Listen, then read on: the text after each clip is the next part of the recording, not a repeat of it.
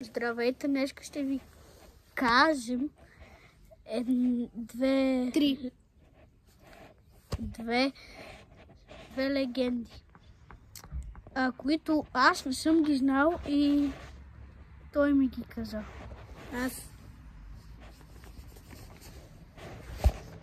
Така, легендата, първата, е за огромен октопод в моретата.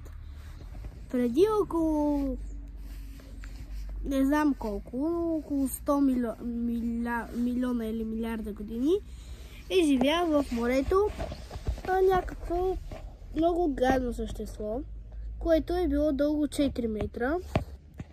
Нещо като сепия. Сепия октопод, огромно. Дълго 4 метра. Могло да погълне максимум 10 човека наведнъж.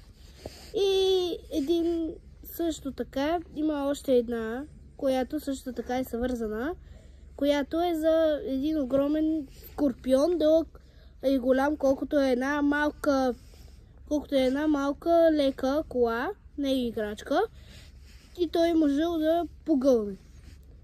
И е бил гигантски. Втората е за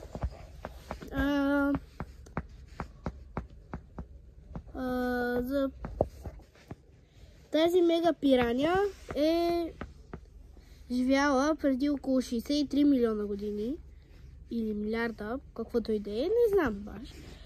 Не си спомня много, но тя е била 3-4 пъти по-голяма от сегашните пирани, защото сегашните пирани са дълги на максимум 15-20 см, на тази пирания достигала до 1 метър.